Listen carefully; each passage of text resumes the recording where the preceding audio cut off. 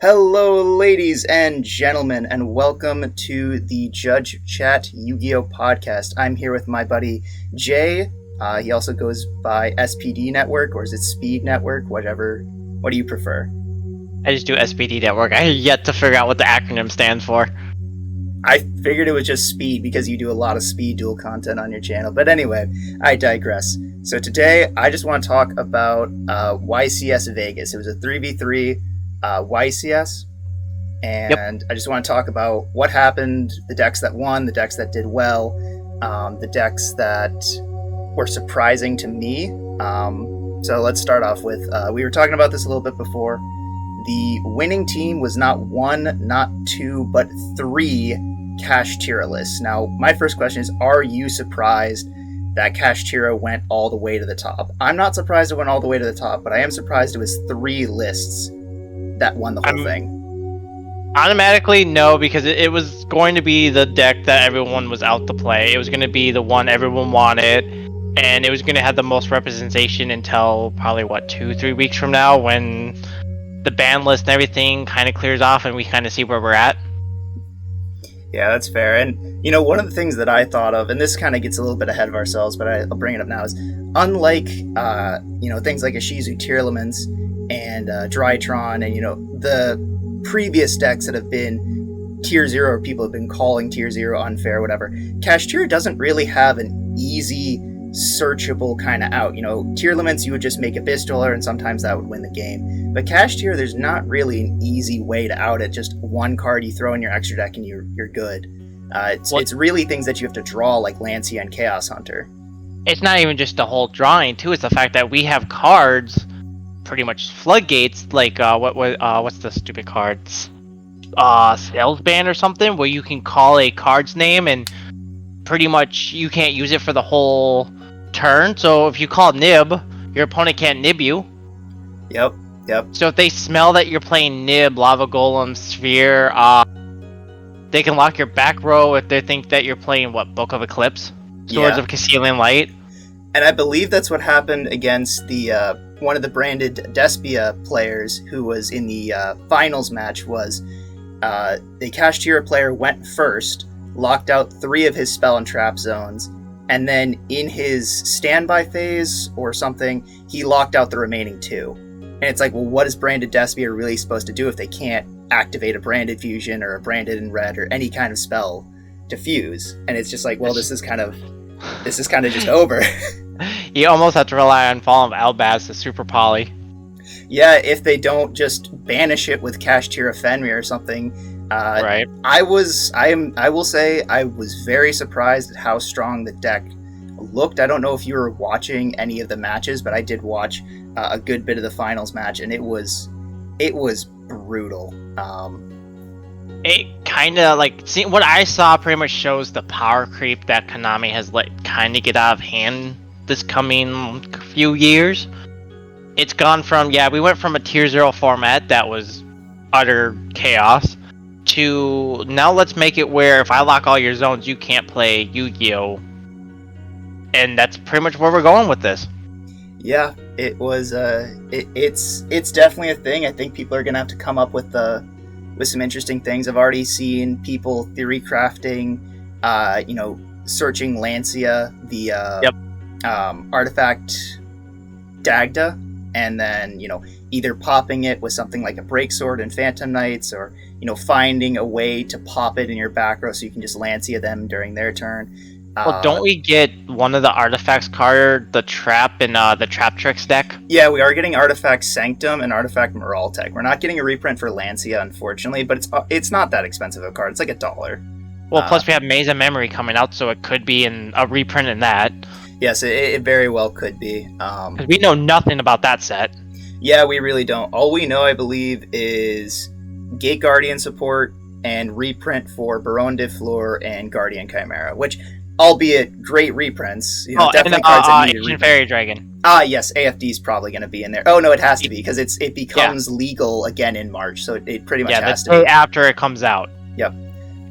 So moving on just a little bit, I want to talk about the list that kind of surprised me. So I think a lot of people going into this YCS were looking at Kashtira and some form of branded, whether it was heavily on Despia or heavily on Bystial. But what Wait. You're missing one deck. Sword Soul was still going to be represented one way or another. Yeah, that's what I was going to talk about, is we had 3 lists that didn't necessarily surprise me, but I was interested to see that made it to the top 4.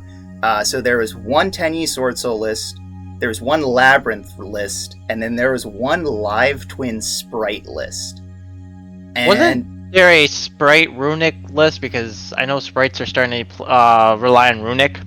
yeah, I think Pakawat was playing a Runic Naturia list, which I think confused a lot of people. But let's look at the top 16 pairings. I was looking at the top 4. Okay. Actually, no, the top 16 doesn't show the deck list. Let's look at the top 8. I don't think they're going to show deck list for a while.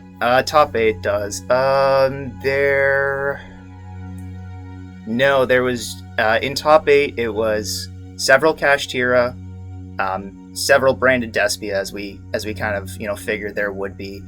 There was looks like 3 Labyrinths, the Live Twin Sprite player. I know there's 4 Labyrinths, sorry, and the 1 Tenyi Sword Soul. So I'm not super surprised about at least Labyrinth and Tenyi Sword Soul. Those have been good decks. They haven't really lost anything. But the Live Twin Sprite one was very interesting to me. I haven't been able to find the list, but I think there's a lot of lists that I don't think people were prepared for, and that's what allowed some of these more rogue strategies to just come in and pick up some of the loose games and just rocket their team to top 8. Right. I mean, it's hard to say in terms of like where it was going to go, but at the same time, as Yu-Gi-Oh is, we have to adapt. And even though yes, they got a slap on the wrist with the sprite stuff, you just have to adapt and see what other engine can be universal for it, and that's pretty much what they did. Yeah, it's definitely a step in the right direction. Live Twin has been historically a very good just resource loop kind of engine. Yep. And I can see how Sprite would benefit off that. Obviously with the Elf hit. But I guess the last thing I want to talk about is obviously people have been talking and theory crafting about the outs to cash tier. People are saying Lava Golem and Kaiju's, Book of Eclipse, Artifact Lancia, Imperial Iron Wall, stuff to prevent banishing. What is your preferred out? Because I know what mine is, but I want to hear what yours is. Obviously, I'm going to play Imperial Iron Wall since I play Sky Strikers. Okay. Because it's a dual-edged sword for me in terms of not only does it stop my multi-roll from managing my spells, it also stops flu.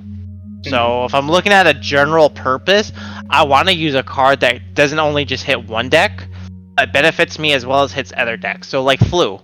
If I know they're still running around, and I hate those with a passion, Iron Wall is a good card to go tech against it. That's fair.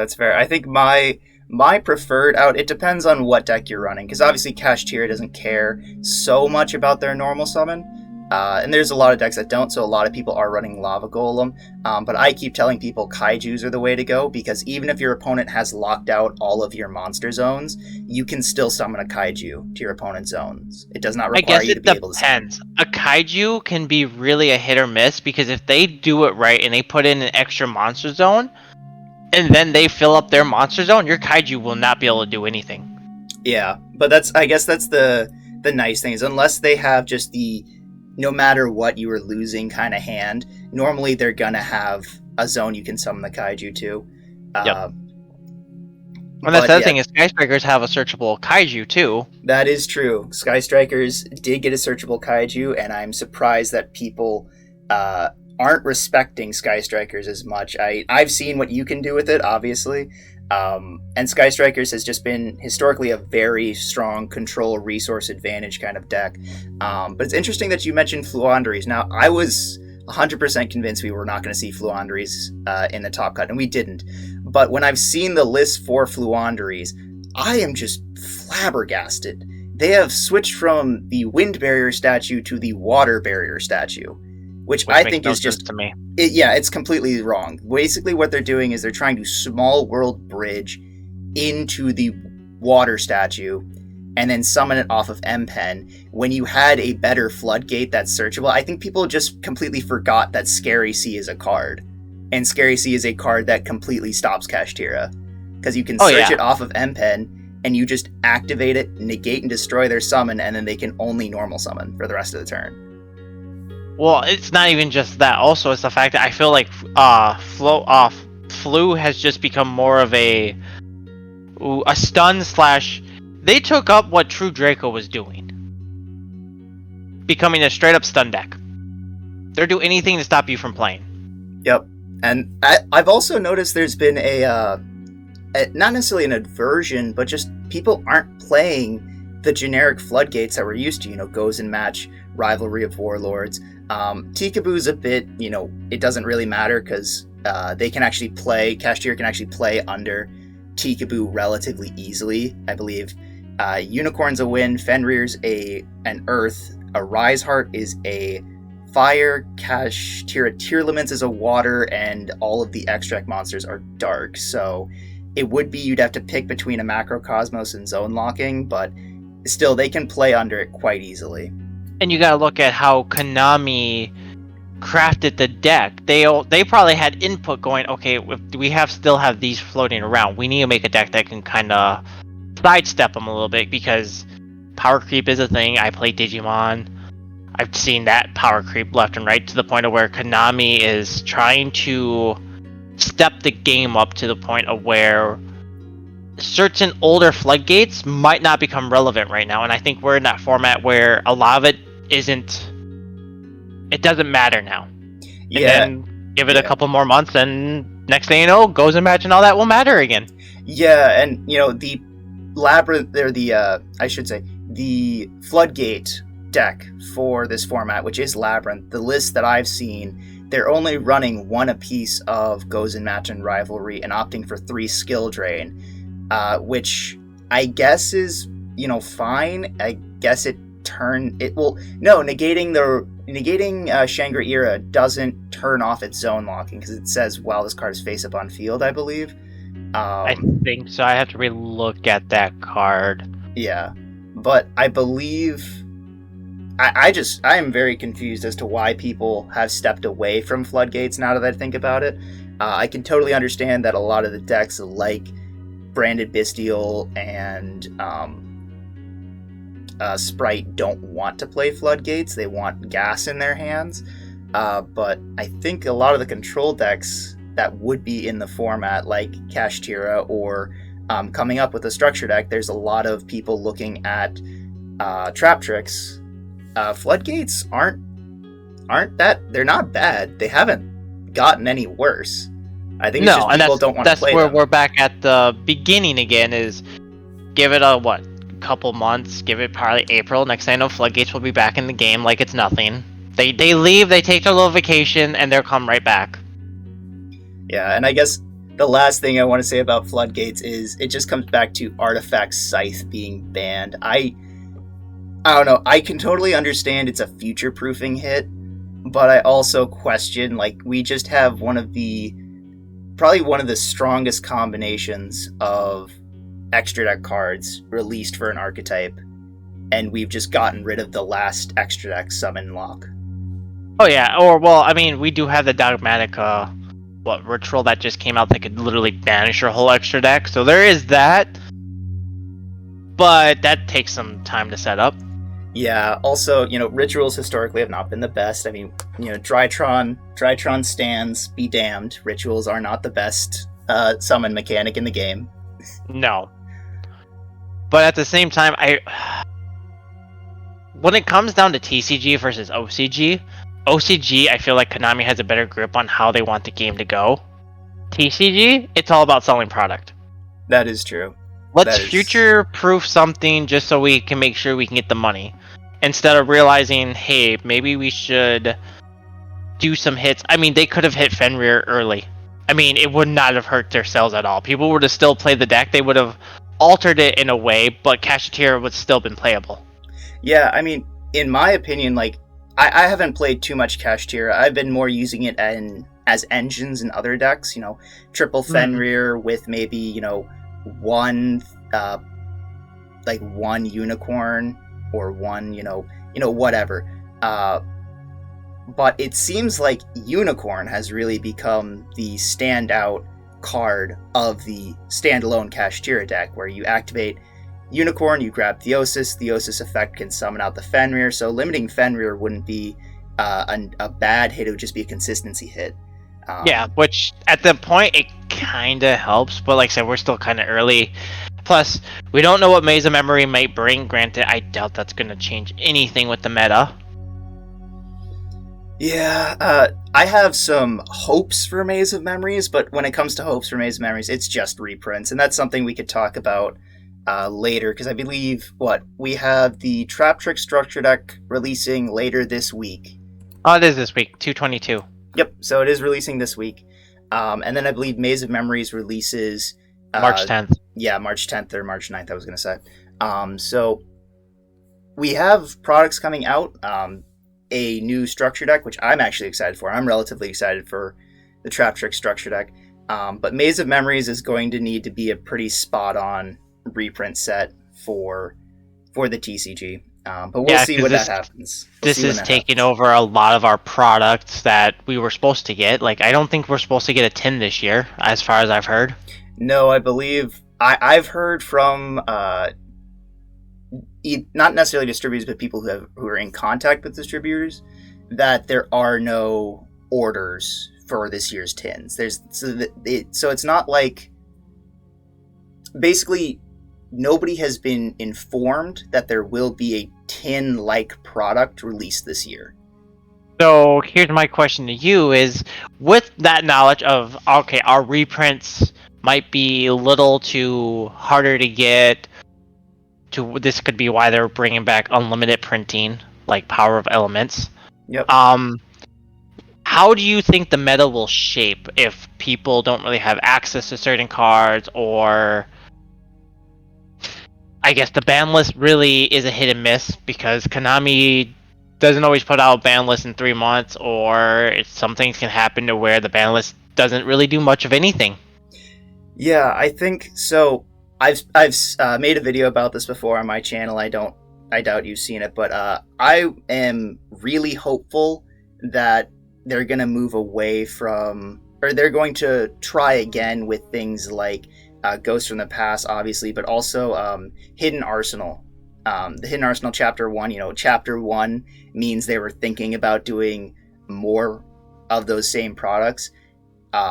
That could either be for legacy formats like Edison, Hat format, Goat format, but I also think it's a great way to print in like very staple cards, like very targeted cards, as opposed to the tins, which had the tins basically just encompassed all of last year's products. You had the 2022 tins, so these past year it was Burst of Destiny. We had we did have Dawn. Yeah, we had Dawn. And you had all those. It just basically reprinted everything that was printed in the last year, and it just kind of watered everything down because you had so much filler, and it was only the top stuff like the ultra rares and the prismatic secret rares that were stuff that you actually wanted. So Which is good because it puts it in the hands of everyone, including people who can't afford boxes upon boxes. Reprints. Yes, it can hurt the secondary market. No offense to the secondary market, but Konami doesn't care. Konami literally does not care about the secondary market. Right. And that's the whole thing, is when you look at how some people have churned Yu-Gi-Oh! From being a fun game to, I need to make money, I need to make a living off this, it has gone from being a fun game to more about, where's my money at? Yeah, and that leads into another topic of discussion that I think I'd save for another video, which is, some of the things that are hurting Yu-Gi-Oh! As a, open to kind of the public card game. But I think what I'm getting at is, I think that Konami would really benefit from a more targeted, and purposeful reprint product, as opposed to just encapsulating all of last year's products And even if they don't want to do a reprint set, make our ban list worth it then. Yeah, the ban lists have been, other than the first of the year ban lists that are historically very heavy handed, the ban lists have been very light. They've been a slap on the wrist to most decks, and Konami has just been power creeping decks out of the format. Yep, and I think that's the bad part is when you power creep. Granted, right now we're in a pretty good diverse format of where we had 4 decks that are 3, maybe with one being a lucky strike with the live twins thing. But we're kind of in the diverse format to where not everyone's gonna be shafted to play like tiers or something. Yeah. But going forward, it's gonna be weed out the week, and we don't know what deck's gonna be king of the hill come next 2 to 3 weeks when people figure more things out. And this is where a ban list could change something and keep it more open, and not just all of a sudden be like, okay, Cashier might all of a sudden just drop off. It might be the money deck that could cost an arm and a leg, then all of a sudden 2 weeks later, oh, no one wants to play Cashier because people found a way to break it, or boring. People found a way to out it in a heartbeat, or we get a card that straight up slaughters them, and they're like, yeah, I have no out to that. Next. Yeah, I did some digging on the card databases looking for something like a dweller like card that just stop banishing, and there isn't any extra cards. We have 3 good cards, I'd say, that prevent banishing. It is exactly Artifact Lancia, Imperial Iron Wall, and Chaos Hunter. All 3 of those are, as far as I'm aware, 2 of those are unsearchable. Chaos Hunter and Imperial Iron Wall are almost entirely unsearchable. Lancia is more searchable because you can play 3 Artifact Sanctum, as well as you can use Dagda to set Lancia, like I was talking about earlier, but I do think that's a little bit janky. It's a little too heavy for a lot of the current meta decks to fit into their strategy. Right, and then you also have Nib, you have all this extra stuff where the whole draw your out, it gets repetitive sometimes to where, yeah, I understand it, but at the same time... You only draw 5 cards. Right, and looking at how Vegas went, sometimes drawing out just doesn't happen, because if you think about the probability of your draws, how many of that one card you're drawing, if you ain't stacking your deck... There's no way you might not draw that card. I mean, there's plenty of times where I've drawn useless cards, and it's like, well, you would have been great at an early game, but now drawing you're kind of dead in the water now. And that's where a lot of our deck building comes down to, where if we don't open Wombo Combo or a way to set up first or second turn, some of the cards in our decks become dead, and they become useless at that point. Yep. I think deck building, I think if people are... looking at this YCS and saying, okay, Cashier is probably the best deck in the room still. Deck building and even deck choice, going as far as picking something that, can almost benefit off stuff being banished, or just, doesn't allow their cards to be banished. Something like that is going to be the way to go for some people. Well, here's something for you. When you look at the ban list, we got Macros Cosmos back at 3. Why? we didn't need that card to come back. 1 was fine, but putting it back at 3 is one of those ones where I sit there going, what, besides Cashier, what next archetype is going to come out that requires banishing? I mean, it was kind of a support card. Both that and Dimensional Fissure were kind of support card for Fluandries. Mm-hmm. It was supposed to hurt Tier, which you saw how well that happened. But like the main problem is the second that Dimensional Fissure and Macrocosmos went back to 3, copies of that card became almost impossible for people to find. Plus, it didn't really see much play. From what I saw, not a lot of people played it. Unless you were playing Flu, or you're playing a deck that just kind of made it as a floodgate. Yep, the one deck that I saw play it, you mentioned, was Fluandries, and the funny thing is, they actually played it in the side deck, because going second against Tearlaments, it did nothing. Did absolutely nothing. They already had all the gas in the world in their graveyard. They didn't care if you activated dimensional fissure, so it was played in the side deck specifically when you're going first, so that you draw it, you just slap it down, you're like, okay, now he probably just scoops. Unless he drew the Twin Twisters, he just scoops. That's if they even play it. Yeah, that's true.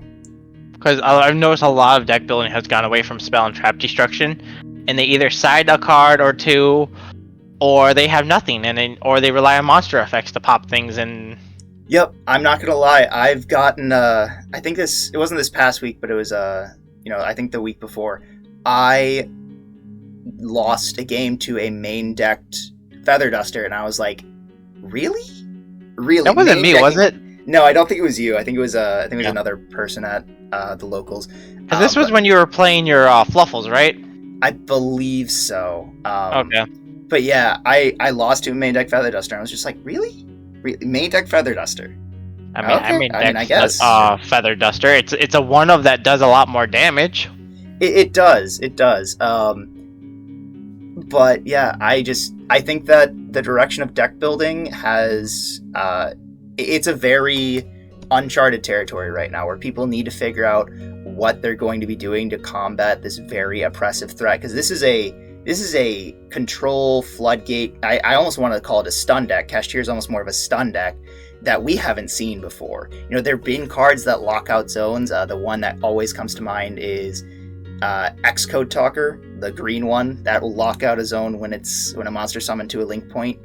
But that was used as a combo extender and a chain blocker. It was never actually utilized to zone lock, whereas this is a very, very strange and oppressive floodgate deck. But that's where I'm going to call it here. So I am very interested to see what people have to say in the comments, if we're going to get any. So Jay, where can they find you? Find me on YouTube at SPD Network. I do speed duels. I will be posting some Digimon content here and there. Speed duels is my primary one. Other than that, you'll find me around on Discord, judging regionals in person if you're in Minnesota. And oh yeah, that's pretty much where it goes. All right, well, thanks everybody for listening, and have a great day.